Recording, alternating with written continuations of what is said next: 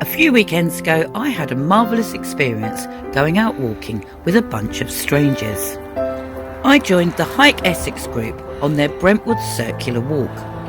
I normally go out walking alone, so this was a brand new experience for me. I met the group at Brentwood station and then we took a stroll through Thorndon Country Park. The group were really friendly and I felt like I fitted in straight away. The reason I joined this walk was because I really wanted to see the St Mary the Virgin Church at Great Warley. It's a remarkable example of early 20th century ecclesiastical architecture, and it's celebrated for its unique Art Nouveau interior, which is typical of the arts and crafts movement. The church was built between 1902 and 1904, and it was funded by Evelyn Heseltine in memory of his brother.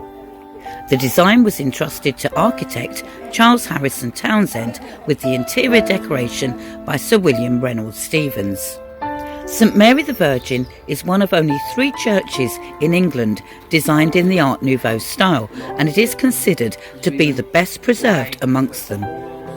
The interior showcases a rich blend of materials, including mother of pearl, walnut, marble and aluminium, reflecting the arts and crafts movement's emphasis on craftsmanship and natural materials.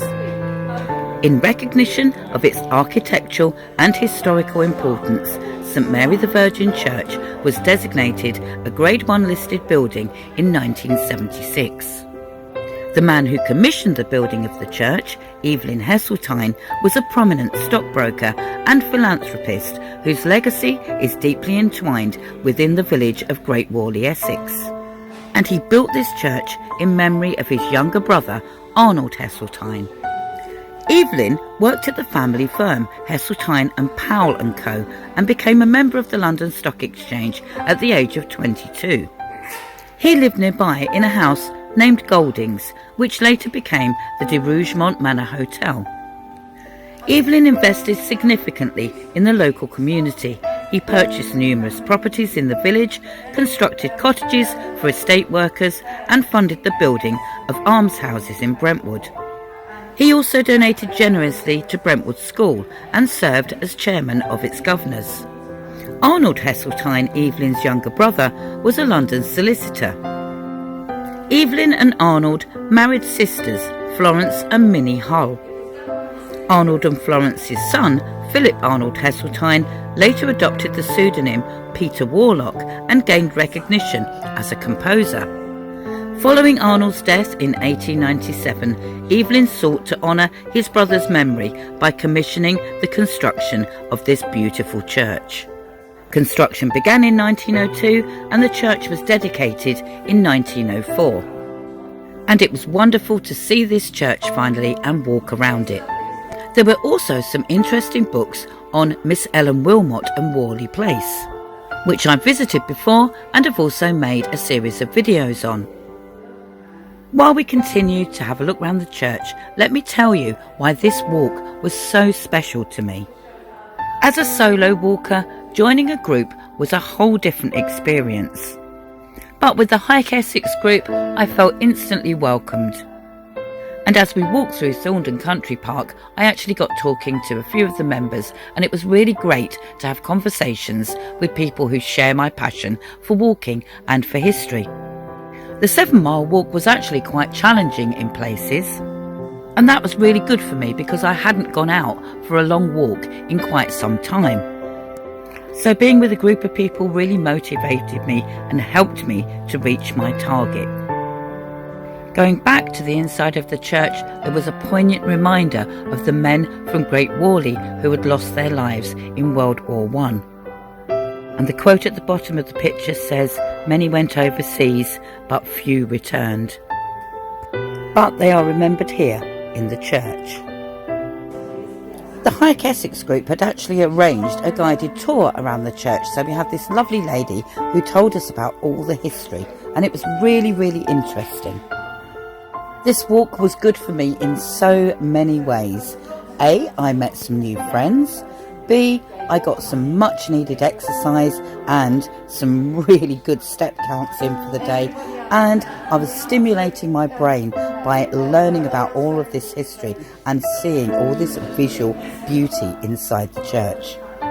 And for me, this is also the beauty of growing older, because when I was younger, I wouldn't have had the confidence to be able to just join a group of people and go out and enjoy an experience like this. Now I'm older, I have far more confidence, and the opportunity to meet people who are like-minded, like myself, who enjoy walking and enjoy history was such a great experience. And I urge anyone who just wants to make friends in their local area is maybe contact a hiking group like this and just go out for a walk and see if you enjoy the experience. After our tour of the church, it was time for lunch, so we headed outside to the graveyard, which was a lovely place to sit and eat my sandwiches and have a much needed rest. After lunch, we headed through the farmers' fields up to the village of Great Warley. By this time, I was feeling quite tired, and some of the walk was uphill, so I began to struggle a little. I ended up right at the back of the group, but a lovely chap called Simon walked along with me until we got to Great Warley village. The flags and the bunting were still out from the VE Day celebrations earlier that week. But with the Thatcher's Arms pub in sight, I think I knew that my walking was done for the day. So I stopped to get my breath and had a little look around Great Warley village.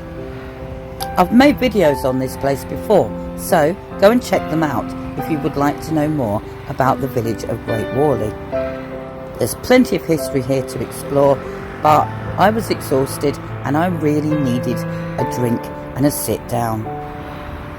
I headed to the Thatcher's Arms with a couple of the other hikers to get a cool and refreshing drink.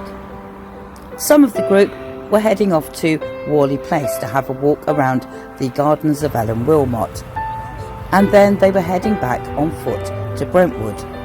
But I decided to stay at the pub, and I let them know that my walking was done for the day. If I'd attempted to walk back, I would have suffered, so I know my body and I knew it was time to stop. So I just bought a drink, sat down in the pub beer garden and just looked out on the views of Great Warley. The steps I was walking today were also counting towards my 62 miles for refuge walking challenge, which I'm taking part in the month of May. Before I left in a taxi, I just went to have a little peek inside Warley Place, because there is this beautiful head gardener's cottage which I absolutely love.